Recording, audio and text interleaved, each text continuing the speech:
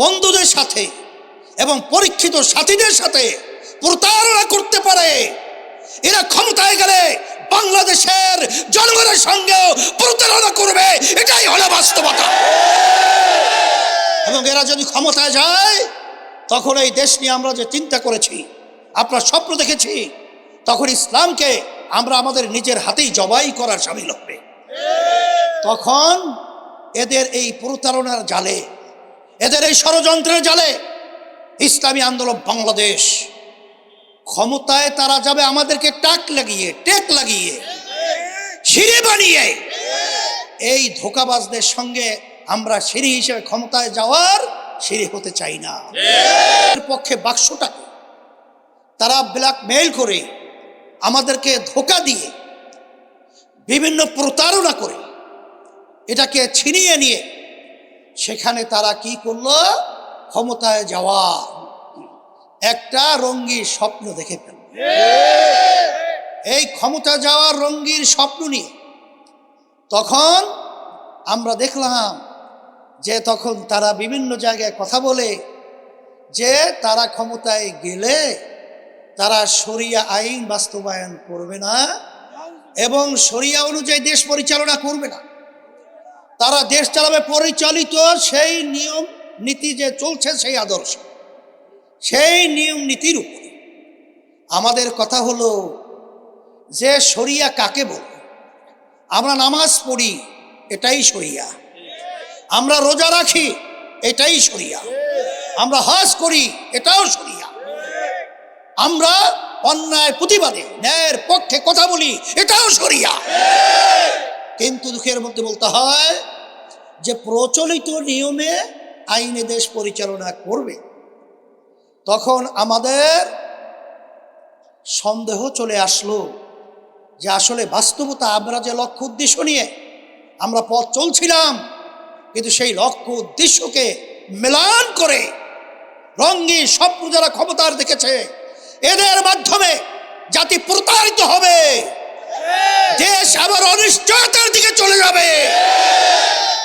আমরা যে লক্ষ্য উদ্দেশ্য নিয়ে চলছিলাম সেই লক্ষ্য উদ্দেশ্য বাস্তবায়ন হবে না। আমরা দেখলাম যে আজকে আমাদের পাশের রাষ্ট্র ভারত, যে পাশের রাষ্ট্র বন্ধুত্ব সুলভ আচরণ, এটাই তো বাস্তবতা। কিন্তু ভারতের আচরণগুলো আমাদের দেশে বন্ধুত্বমূলক সূচক আমরা ইতিহাসে পাই নাই। কিন্তু আমরা দেখলাম গোপনে তাদের সাথে বৈঠক করে, সেটা নাকি একবার নয়, নিয়মিতের বলে একটা অংশ। আমরা দেখলাম বিভিন্ন জায়গায় যে তাদের কথা এবং তাদের চিন্তা, যারা পরীক্ষিত বন্ধুদের সাথে এবং পরীক্ষিত সাথীদের সাথে প্রতারণা করতে পারে, এরা ক্ষমতায় গেলে বাংলাদেশের জনগণের সঙ্গেও প্রতারণা করবে, এটাই হলো বাস্তবতা। এবং এরা যদি ক্ষমতায় যায় তখন এই দেশ নিয়ে আমরা যে চিন্তা করেছি, আপনার স্বপ্ন দেখেছি, তখন ইসলামকে আমরা আমাদের নিজের হাতেই জবাই করার শামিল হবে।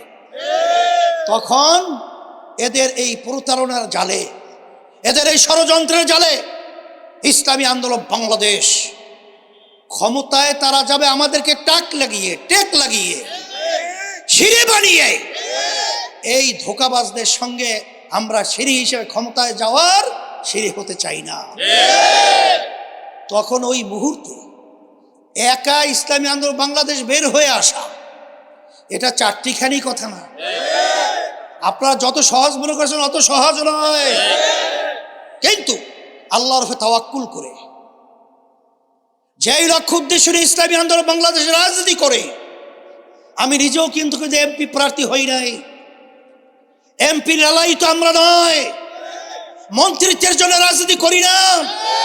আমরা রাজনীতি করে এই দেশের কল্যাণের জন্য, মানুষের কল্যাণের জন্য, ইনসাফকে বুঝার জন্য, ইসলামকে বাস্তবায়নের জন্য। কিন্তু যারা নাকি আমাদেরকে এই ধোঁকা দিয়ে প্রতারিত করে ক্ষমতায় যাওয়ার স্বপ্ন দেখেছে, আল্লাহর রহমতে আমার মন বলছে সেই রঙিন স্বপ্ন বাস্তবায়ন হবে না। এখন কথা হলো, আমার ভাইদেরকে বলবো, পর্দারে মা বোনরা যারা শুনেছেন, এই সিদ্ধিরগঞ্জ এবং এই সোনারগাঁয়ের মাটি ইসলামের পক্ষের ঘাঁটি। এমন এক প্রার্থীকে আপনাদের সামনে আমরা দিয়েছি, যেই প্রার্থী রাষ্ট্রদূত ছিল সৌদি আরব বাংলাদেশের পক্ষ থেকে। আমি যতটুকু তার সম্পর্কে জেনেছি, আমি বহুত আলোচনা করেছি। আপনাদের এই এলাকার জন্য কল্যাণ যদি আপনারা পেতে চান, আমার প্রার্থীর সঙ্গে অন্যান্য প্রার্থী তুলনা করবেন। যদি আমার প্রার্থী সর্বদিক থেকে ভালো হয়, তাহলে যারা ইসলামকে ভালোবাসেন, যারা মানুষকে ভালোবাসেন, যারা এই দেশকে কল্যাণময় দেশ হিসেবে দেখতে চান, আমি সকলকে উদাত্ত আহ্বান জানিয়ে দাবি করছি। বারবার আমরা 53 বছর ভোট দিয়েছি। আসেন, আমরা অন্য অন্য মার্কা, অন্য অন্য দল আমরা দেখেছি। এই পরিবর্তনের লক্ষ্যে আপনাদেরকে উদাত্ত আহ্বান জানাচ্ছি যে আমার প্রার্থী ইসলামী আন্দোলন বাংলাদেশের পক্ষের হাত পাকা। যে হাত পাকা প্রতীক এমন এক শান্তির প্রতীক, যেই প্রতীকের বাতাসের মাধ্যমে আল্লাহর সমস্ত অশান্তি দূর হয়ে যাবে ইনশাআল্লাহ। এখন আমার নেতাকর্মী সহ আমার মুহিব্বিন, আমার ভাইদেরকে আমি পরিষ্কারভাবে বলছি, আমার মা বোনদেরকেও বলছি, আমার কথা পৌঁছায় দেন সারা দেশের মধ্যে। আসেন, আমি সারা দেশ থেকে যে খবরগুলো পাচ্ছি, আল্লাহর রহমতে ইসলামী আন্দোলন বাংলাদেশের প্রতি হাত পাকা প্রতীকের প্রতি, চরমনায় পিসা হুজুরের প্রতি, চরমনায় পীর সাহেবের প্রতি আল্লাহর বান্দাদের, মা বোনদের আন্তরিকতা তৈরি হয়েছে। বাংলাদেশ পরিবর্তন হবে, ইসলামের পক্ষের একটা সরকার বাংলাদেশের ভিতরে সংসদে যাবে, এরকম একটা পরিবেশ আমার কাছে মনে হচ্ছে। এরপরে অনেকের কাছে একটা জুজুর ভয়। জুজুর ভয় কি? আমাদের প্রার্থী বিজয় হবে কি হবে না, জিতবে কি জিতবে না। কিন্তু এবার তো একটা সুযোগ আল্লাহর রহমতে এসেছে। যদি আমরা প্রার্থী যদি আমাদের এখানে বিজয় নাও হয়, এই ভোটটা সারা দেশের গণনা হবে। এই ভোটের মাধ্যমে আপার হাউজ, সেখানে আল্লাহর রহমতে আমাদের প্রতিনিধি যেতে পারবে। সেখানে যদি আপনাদের প্রার্থী আল্লাহর রহমতে, আমি যতটুকু তথ্য নিয়েছি, এই সিদ্ধিরগঞ্জ এবং সোনারগাঁয়ের মানুষ আমাদের গোলাম মুসি ভাইকে তারা কিন্তু গ্রহণ করেছে। এবং আল্লাহর রহমতে আমার তো মন বলছে আল্লাহর রহমতে সে বিজয় হবে। বিজয় হলে আল্লাহর রহমতে সে তো আপনাদের এমপি হবে।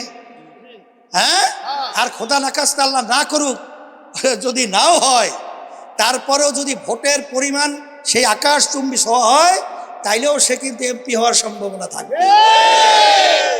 এই দিক থেকে আমি পরিষ্কারভাবে বলছি যে আপনারা এখন নেমে যান। কারণ যুদ্ধের ময়দানে যদি এক গ্রুপ বা একটা দল যদি তার গতি থেকে 100, আপনাদের যদি থাকে 50, সেখানে কি তার সঙ্গে পারা যায়? এর জন্য আমার ভাই বলেছেন যে আর কয়েকটা দিন আমরা রাত্রকে রাত্র বলবো না, দিনকে দিন বলবো না, বিরানহীনভাবে এই দেশটাকে সুন্দর করার জন্যে, মানবতার মুক্তির জন্যে এবং ইসলামকে রাষ্ট্রীয় পর্যায়ে শক্তি অর্জন করার জন্যে ইসলামের পক্ষে একটাই বাক্স এখন বাংলাদেশে, সেই বাক্সের নাম হলো হাত পাখা ইসলামী আন্দোলন বাংলাদেশের বাক্স, হাত পাখার বাক্স। আর কোনো বাক্স ইসলামের পক্ষে আছে? আমরা যে বলেছি ইসলামের পক্ষে একটা বাক্স দেব, সেই বাক্সটাই আল্লাহ কবুল করেছেন। ইসলামের পক্ষে বাক্স ইসলামী হাত পাখার বাক্স। আল্লাহ রাব্বুল আলামিন কবুল করে নেয়। আর আমি হাত পাখা প্রতীক আমি আপনাদের সামনে আমার গোলাম মুসি ভাইয়ের হাতে উঠিয়ে দিয়ে আপনাদের কাছে আমানত হিসাবে রেখে গেলাম। আল্লাহ যেন ইসলামের পক্ষে, মানবতার কল্যাণের পক্ষে আল্লাহ যেন তাকে কবুল করে নেয়। আল্লাহ যেন এমপি হিসাবে আল্লাহ বিজয় দান করেন এবং আল্লাহ আপনার সবার মুখ যেন উজ্জ্বল করেন। এই দোয়া রেখে, তার কাছে দোয়া রেখে শেষ করছি।